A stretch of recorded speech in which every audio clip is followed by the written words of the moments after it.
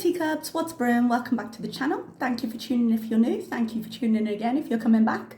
Lovely to see you today.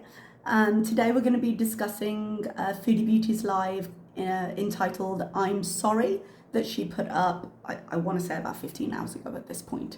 Just got a few things on the screen. Hopefully I'll be able to read my notes, but we'll see how this goes. So Foodie went for a little drive and spoke to us a little bit about how she's been obviously invisibly high in all of her lives recently. Essentially, she didn't quite phrase it like that. Excuse me, I am losing my voice a little bit because I've got a cough that's set in. I made it 2 months this time, so we're doing well. She has used and has self-admittedly used weed for practically every day she's been back, weed and or gummies. And it's been obvious when she's been streaming, but she has been lying about it. She's been saying, no, I'm jet lagged, no, I'm tired. And she did admit to it once before. Bear in mind, it's only currently the 11th of February, my time. So she's only been back in the country for 11 or 12 days, and this is already the second apology we've had about it. So she has really been hammering into it quite a lot. I do wonder how much of this apology is for us and how much of it is for Salah. Salah doesn't seem to care. Salah, I think, has made his choices and he's in it for the Canadian citizenship, I guess.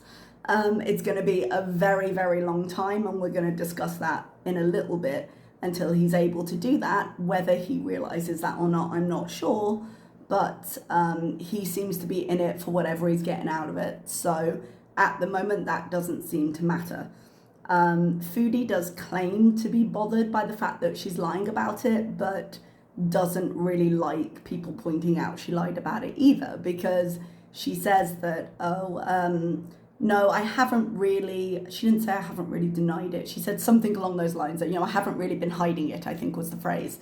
And we were like, well, no, you have. Well, you haven't been hiding it well, but you've been attempting to. The intention was to hide it and to lie about it. So then to come in and say you're really bothered by the fact that you've lied. Someone in the chat actually typed it's the gaslighting for me. And she got angry. She was like, gaslighting? Are you just coming up with random words now just to see if they'll fit? No. When you lie about something that is visibly true to everybody looking at you and you just barefaced, nope, that's not true, it is absolutely not the case, when we can see it, that is gaslighting. And people don't like it.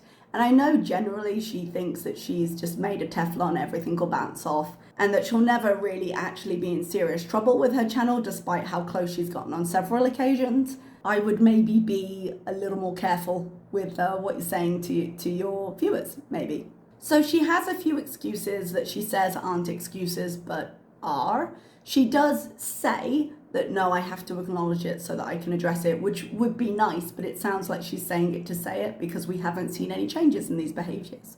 And she's had a lot of time to do it. But she makes a point which I do think is valid, that is, she has an addictive personality. She's an addict, and so she'll take whatever she can to do whatever she needs it to do, essentially. And that is true, but it doesn't excuse her response, because there are things she could be doing to help with her treatment of that. There are therapists she could be going to, there are groups she could be going to, there are avenues of help she could be accessing that she is not. So yes, I believe she does have an addictive personality, because anytime one thing isn't available, she just flips right over to the next one. But I don't think that excuses this right now. She says, and this sounds like, yeah, maybe a therapy session or two, she needs weed to be able to stand her existence here. And she acknowledges that, yeah, that sounds sad. That doesn't sound sad, that sounds worrying. If you are saying, I have nothing in my life that I can look to, that I don't need weed to numb, that is a big problem. And there are steps outside of the weed that you can take about that. Now, Foodie has some challenges in her life right now. Yeah, physically, she's not in the best of conditions, and however much her attitude goes back and forth about that, it does weigh mentally on a person as well as physically. Her finances are a mess, and I don't know how much she was counting on them just being just finished, swept under the rug, completed, when her court date came around, I don't know if she thought maybe the court would just let her off because she's so used to getting away with things that it wouldn't matter that her trustee was objecting to it. But clearly that's not what's happened, because she's still very much thinking about money and got money on her mind. She claims that it doesn't tend to bother her because finances can always be fixed, and they can be if you've got the money to fix them because she has not got the kind of income that she had, let's say, a year ago, let's say 6 months ago. And the court are going to look at what she's had from YouTube, because that's coming into her Canadian account. They can see that. And they're going to say, well, this is what you're earning and you owe us for any excess income. So I'd imagine she's in a pretty poor situation, literally and figuratively, when it comes to her money with the courts. Now, again, we haven't seen changes in her behaviour. She's still going out and eating out with fast food. She did buy groceries, she did make the attempt, and she seems to have given up on it. And for all, I have absolutely no sympathy to the mess she finds herself in Kuwait, either with the threats from Allah about taking her to court, or from the mess she's in with the visa, having lied to her audience and doubled down, tripled down on the fact that they're married when they're very clearly not, and the impact it's going to have moving forward. It will be stressful, it will weigh on her mind. The fact is, lies take a toll, and she does actually need some of the things that she's lying about to be true. She needs the visa status to be sorted to move forward with her plans. So on one hand, she is literally throwing away her life in Canada, saying that, you know, oh, weed is too available here, I'm miserable here, I can't stand my existence here, I want to go back. And then not having the power to do so because she hasn't set herself up to do it. She hasn't gone through the visa process. She didn't bother. She thought, as ever, she could be an exception to the rule. And now what? She's going to be country hopping to do visa runs every 3 months until she gets caught, which after a few times she will. It's very clear in her passport what she's doing. Like, that's going to take a toll. And I've lost my sympathy for it, but I do understand where the pressures are coming from. However, again, that doesn't allow her to behave the way she behaves. It doesn't excuse it, because there are avenues she could take. If she really, really wanted to, she could hire a lawyer and say, look, I've got someone in Kuwait, I want to marry them. Can you help me do whatever I need to do? There are companies that will process visas. She could talk to advisors and find out, okay, if I wanted to get in there, what could I do to at least make the marriage legal? So she could start preparing paperwork from the Canadian side, but it would involve her staying in Canada for a long time and jumping through all those hoops, and I don't think she's willing to do it. She's now lost the apartment, which I don't think she sees as much of a loss, because again, she's throwing her life away. I think her mentality is literally, well, I messed this one up, let's start fresh. But the start fresh isn't going to do much for her. She does say she was doing really good in Kuwait. I don't actually think that's true. I think she was off the drugs, which was good. I think that was good to see, because you don't have the availability there. You just can't get it. So she would have to go into other avenues to satisfy the need to fill whatever hole she's filling. And that's the problem with not going to therapy. So long as you are not taking steps to address why you do that, the addiction will just jump. And we've seen it jump before. So what we saw in Kuwait was her raging online, I would say a lot more, because her inhibitions weren't down. It wasn't a case of I've had this on my mind and now because I'm drunk or high, I'm going to open my mouth.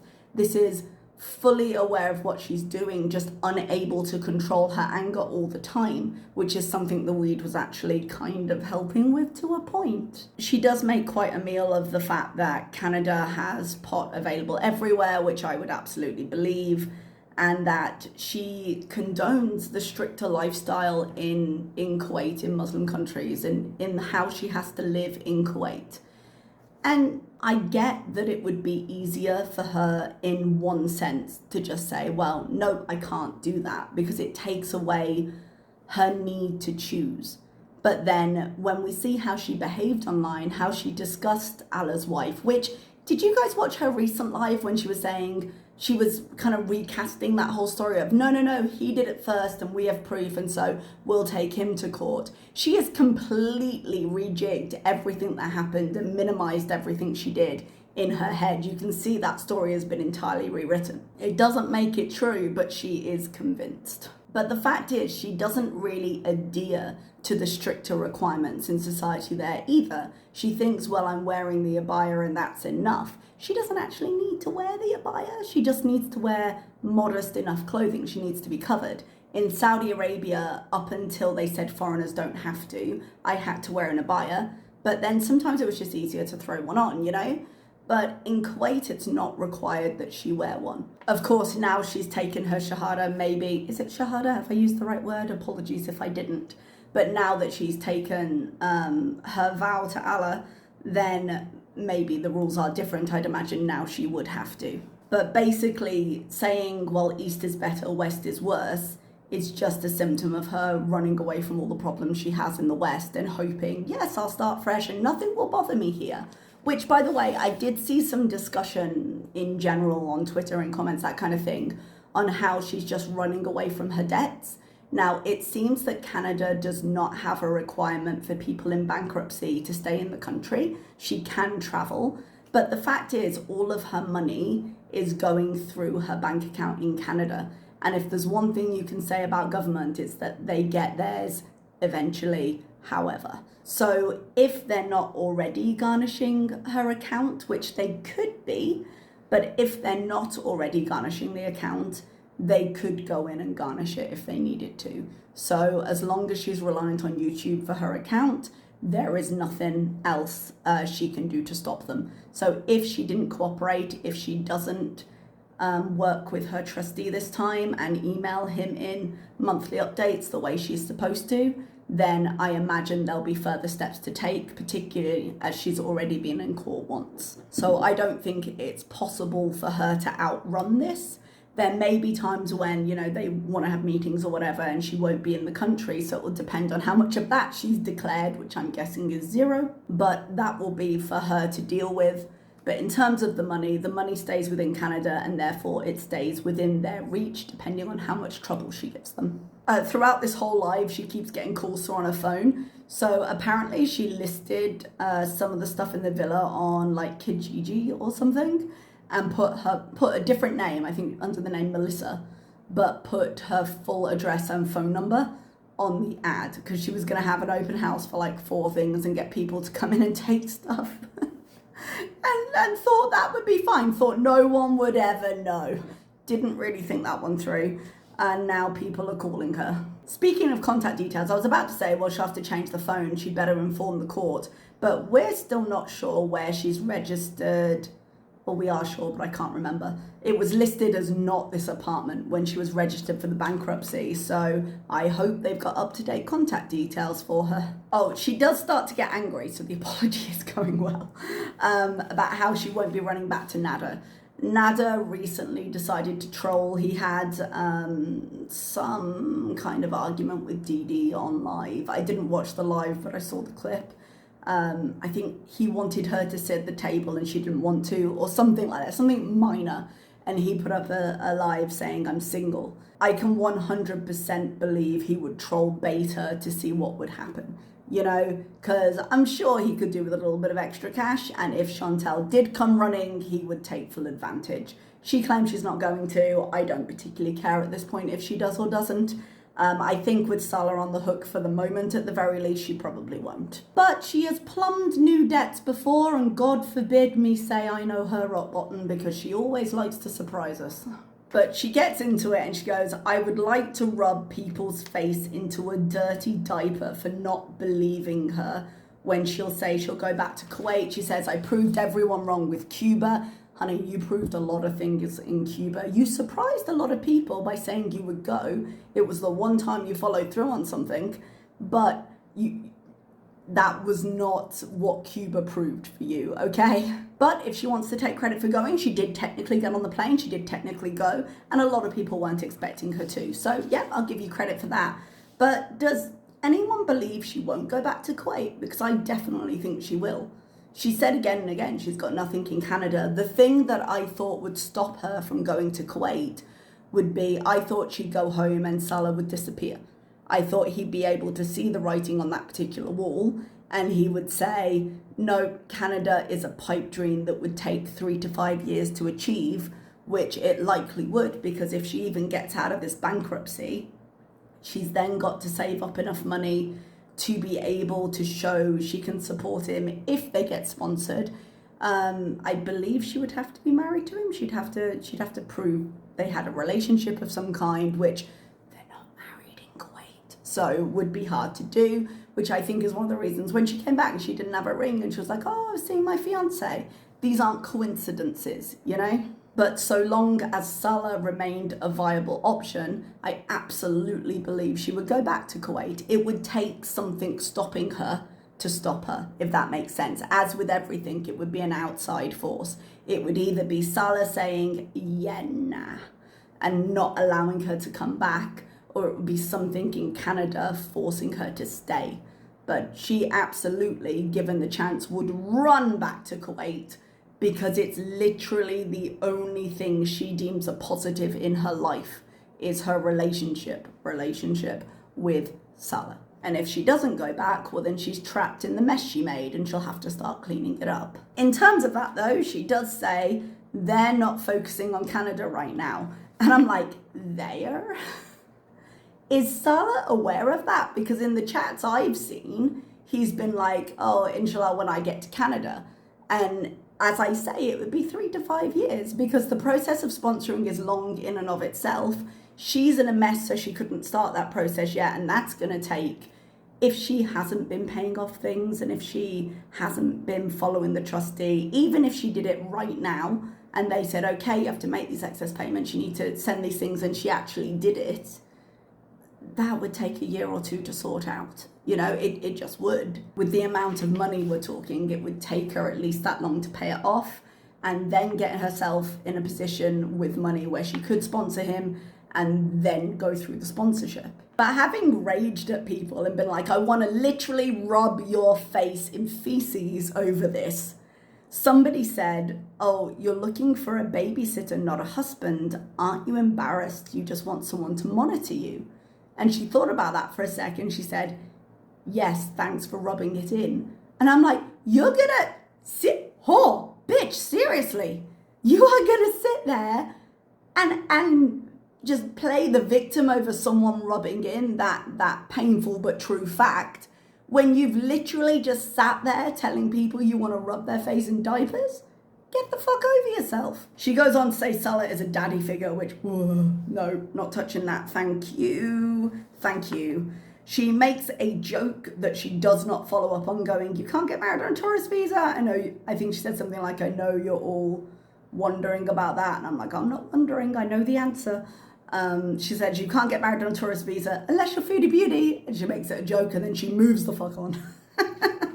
She claims she didn't break her oath to believe in Muhammad, and that feels like a technical truth to me. I can't say in terms of religion, I don't follow a religion, and apparently there is some discussion over whether weed is forbidden or not forbidden, and there's some debate over it, which I am not aware of. I was under the impression that no, what's banned is banned, and that you don't abuse your body, and that alcohol and non-medical drugs are considered abuse of your body. However, I will sit here and fully tell you I'm pretty ignorant when it comes to the precise details of that, so do not trust what I'm saying. It was just what I thought. But to say, no, I swore an oath to believe in Allah and all the things connected to it, then that to me means by extension that I therefore follow his teachings.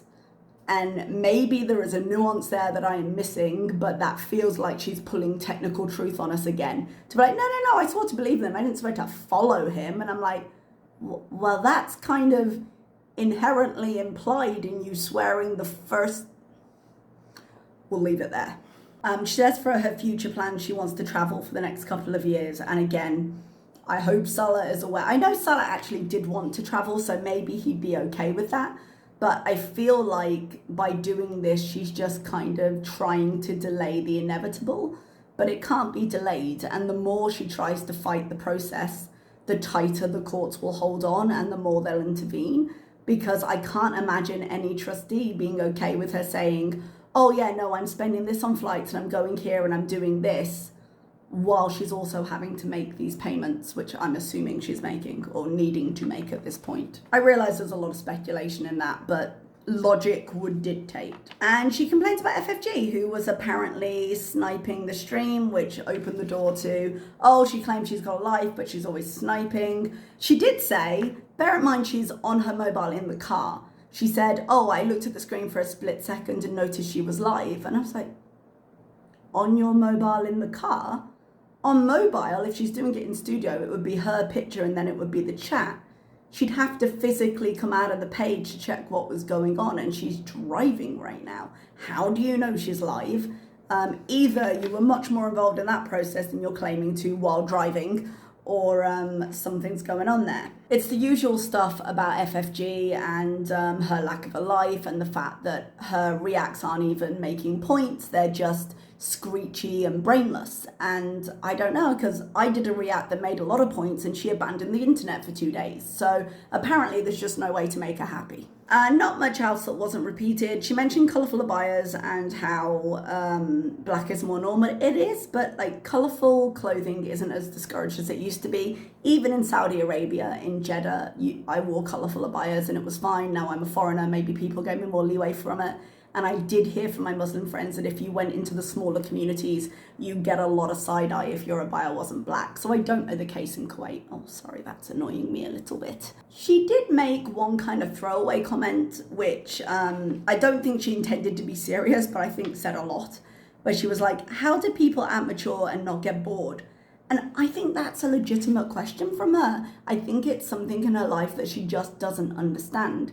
Because generally, Foodie lives extremely in the moment, like to an extreme sense. She's very, very short-sighted when it comes to the future, because she's so used to her physical health being bad. She's so used to running away from her responsibilities. She's never been willing to look to future plans. And the thing you learn as you get older and these responsibilities become more pressing is that you do things essentially for your own good. You realize, well, there are consequences to this action, and so I'm going to do this because it allows me to do that. And it's a balance she's never been able to accept in her life. She's never been able to sit down and say, okay, what's my future plan here? What goal do I have? What steps do I need to do to take it? Because she's always given up after a day or two. And all the financial mess she's got here is especially depressing because it's forcing her to look at a big picture in the way that she works really hard to avoid. She's always looking at the minute details and not the big picture. And I don't think there is any explanation anyone could give her that would make it make sense, because I've said before, she sees adulthood and the responsibilities of adulthood as a trap. There is no reward, there's no delayed gratification, there's no real understanding of, yes, but the consequence of that is this. So if we do this work now, later things will be easier and better. And without taking steps to remedy that, without doing the work needed with a therapist or with whoever to try and just see the world through adult eyes, she's never going to be able to change no matter what outside forces are pressing on her, because she'll never choose to. And ultimately change, real change, long-lasting internal change, it comes from choosing to and continuing to make that choice every single day. And it's something she's not doing. Because anytime she's given an opportunity to not, as this trip to Canada was, she's shown that she can't do it on her own. So we'll never see it. But we may see some interesting things in the meantime when those outside forces change and she's forced to face those consequences. So I guess we'll see where it goes. I do believe she's heading for Kuwait. We'll see if Salah remains as supportive as apparently he is, and we'll see where it goes from there. Okay, everybody, I'm going to let you go. Thank you so much for listening, and I will see you next time. Bye-bye.